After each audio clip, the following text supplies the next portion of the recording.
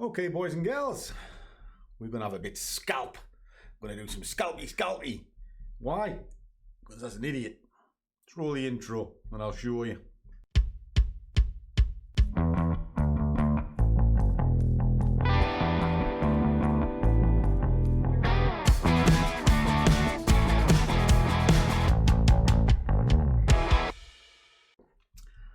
Okay, boys and girls, we're going to scalp. And I'm not a fan of scalping, but today is a holiday in the US. So the markets are going to be relatively flat, which makes them kind of unpredictable. So what I'm doing here, and I've already done this for the guys in the group that I moderate. Here it is here. So 10:45 it's gone in. I did another one at sort of 10:15. And if we go in asset of the week, I've actually done a DAX breakdown where I said avoid that for a while. I'm not looking at that again till 11 o'clock because it's not ready. But while I was doing it, obviously the questions come in all the time, you know, and you get various different requests, and I'll get to that tonight imperfect when we do the Zoom call. Because if you've got three madness points floating negative, once you go into the fourth one, it's a case of it's time to get out. But if you've just got three, don't panic. But I'll jump on that tonight when we have the Zooms. What we're looking at here is this kind of helps me gauge what I'm looking at. My primary markets are here, this lot. Now what they do for me is I've got certain time frames that I look at them and they're fine. But if there's nothing there, I kind of just resort onto basically what's the strongest and weakest. Strongest is the Swissy, followed by JP. Swissy, JP. It hasn't moved at all. All right. This hasn't moved, so it's kind of static. Now this creates an odd situation, because if it's static, it can go either way, which is why I'm going to scalp it. Now the Swissy's not really gaining much ground, not much ground at all. It's only moved one, and that lost ground. So in theory, you would say they're pulling apart. However, they're not. It's showing signs that the Swissy's about to sell. But what it is telling me is it's going to be risky. Okay. So let's build this out. Now, this isn't as difficult as you think. Let's just take everything off. Right. Go out to your dailies and have a look at it.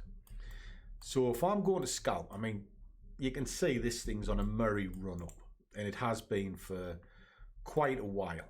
All right. But let's just drop in some levels. Now these levels are what are called daddy levels. All right.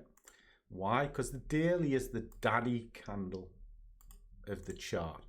Gives you a good sentiment as to what's going on. Okay.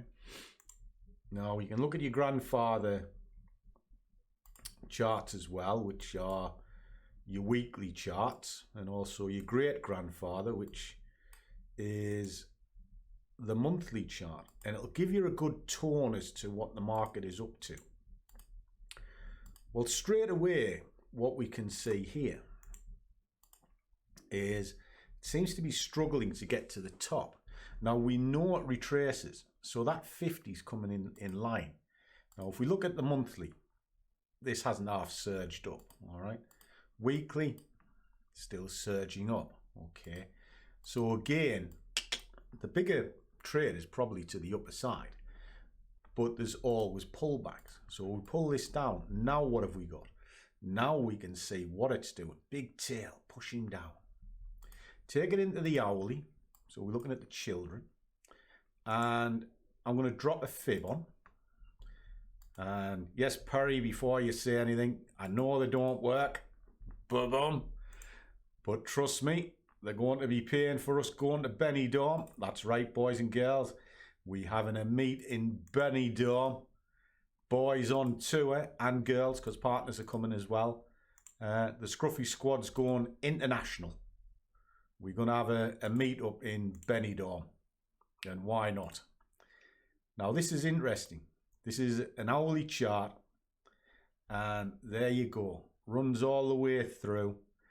And it shows exactly what's going on. Now, these little entry exits that I'm putting into place, they give good targets. Okay. And it's actually just breaking one right now. So we're pretty much ready to go to market. Even though it was saying wait. Well, let's have a look. Drop it into 5 minutes. What have we got? Pushing up. There's a good entry. So I can put an entry there and an entry there. So let me do that. Let's have a quick look at that situation. Okay. Or at least it will do when switch the bloody chart on. Oh, fingers and thumbs, boys and girls. Fingers and thumbs. Right. So we're going to put one underneath to start with, which is under there. I'm going to take it into the next blue line, which is about 16 pips. Kaboom. So what I'm going to do is I'm going to follow the price up on 15-minute candles. Now, what's all that about? Well, let's have a little look and I'll show you. I've just put in that order under there. So first of all, why is that order there? Well, let me show you. You've got a candle moving up, you've got a one that's down, and then you've got one there. That's made a kind of a fractal, if you like.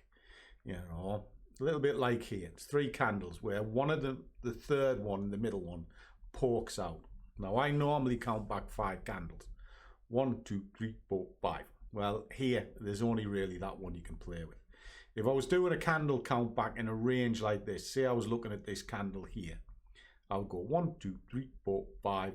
There's the fractal, which is there. So the high point would be that way. Okay. If I was looking for it to go down, it's actually the other way around. But sometimes you get them in a range where it's like that, where it's a bit of a range. Here rather.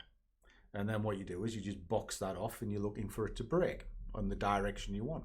Now I've sat and worked this out that this is going to be a sell. Why? Because I can see it. You know, even looking at this. But if you look at that, that's a sell. You might think, well, hold on a second, that's a flag formation, Scruff. What are you talking about? You don't know what you're talking about. No, I don't. I've only done it for 2 decades and make a living from it. So you're right. I haven't got a fucking clue what I'm doing. Fucking idiots. And anyway, you never know. I might actually consider doing this for a living one day. No. What you got to remember is with basic sort of chart reading is what goes up must come down. And if it's struggling to go up, then it must be going down. That's basic sort of thoughts. Now, what we're looking at here, these levels that I've put in are no key points because they're based on yesterday. And the open, close, high, low, and midpoint are the key areas. Now, there is 2 others, which is a 127 extension, either side of the high and low. They will be visiting points as well. And there'll be strong visiting points. Now, what we can see here is it's struggling to get past this point. Okay. Now, if that's the case, it's going to try and come back to the middle. Right? Why? Just to balance things out. It'll kind of push down, build a bit of momentum up, and then go straight back up. Now, why is it the middle? Because 80% of the time, a strong directional drive will move back to the center ground. And in this case, it's here. So if I've got that in my mind, this is why I'm not going to chase the market. I'm going to follow the market. It's a difference. And the way you follow it is you take it into 15 minutes and you follow in the opposite direction to the way you want to go. I want to go short, so I'm going to follow 15-minute candles up. Now, ideally, it'll get in here.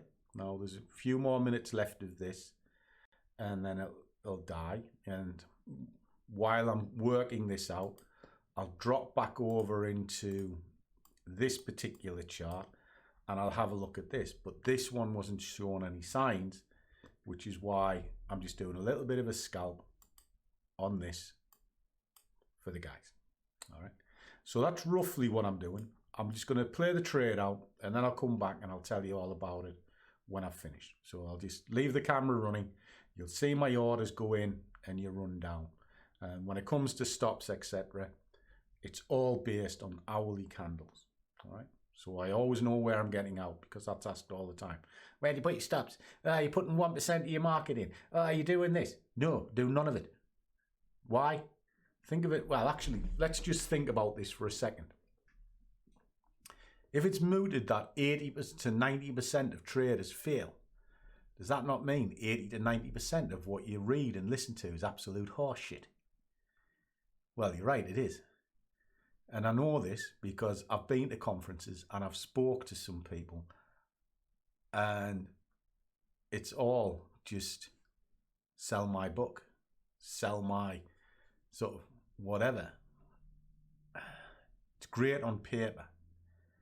And it's why every time, if I ever see anybody using TradingView, I take it with a pinch of salt, because it's a rollback chart.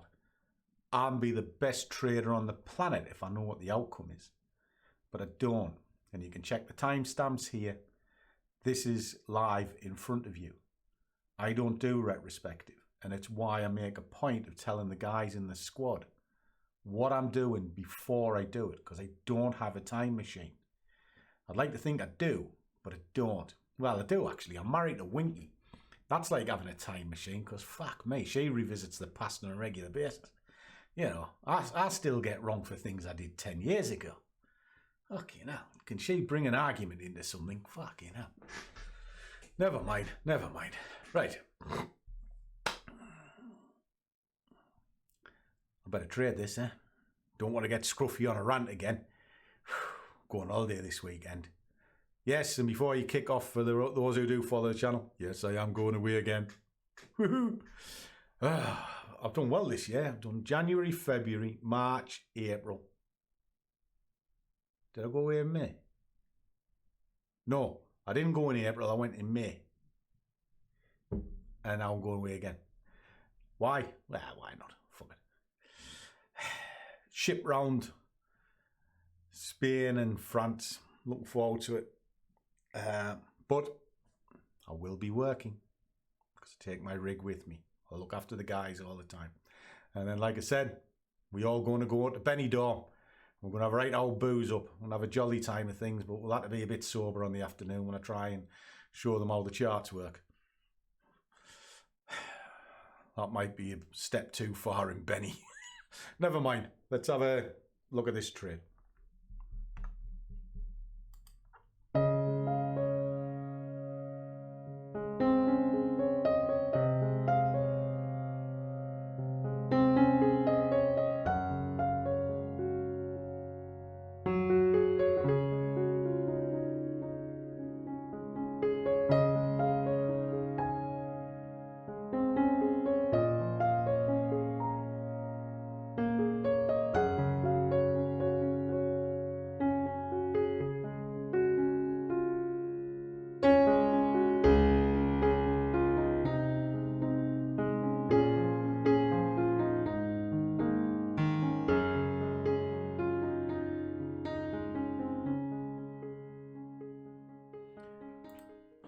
Okay guys, that's the job done.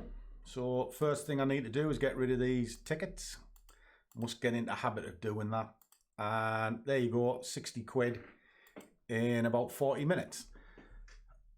What was the story here? Well, the story was very simple. I follow what my sheet tells me to do. And the sheet, if I pull this into play, told me to look for 12 pips, minimum target.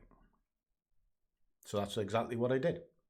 Look for 12 pips, targeted, moved the trade up as it went with it, hardly went against me, down, into target, stalling a little bit now, so it was probably the right one. And then I was staging up to here. If it went wrong, it gives me an opportunity to get in and out. Now this is just basic trade management, done straight in front of you, broken down, similar bias, in we go. And the main ingredient was patience. I didn't chase the market. I followed the market into an optimum entry point, took the trade, got paid. Now I'm going to go have a shower, enjoy the rest of my day, because I've had a good day today. And that's it, guys. That's all I do every day. Trading is not complicated, not in the slightest. The hard part has been and always will be you. You overcomplicate things, you look for trades that are not there, and you are desperate to press the button, which means you're gambling. And gamblers don't survive. So as always, guys, trade well, keep your risk managed, but above all, do what you love, and the money will follow. See you all in the next one.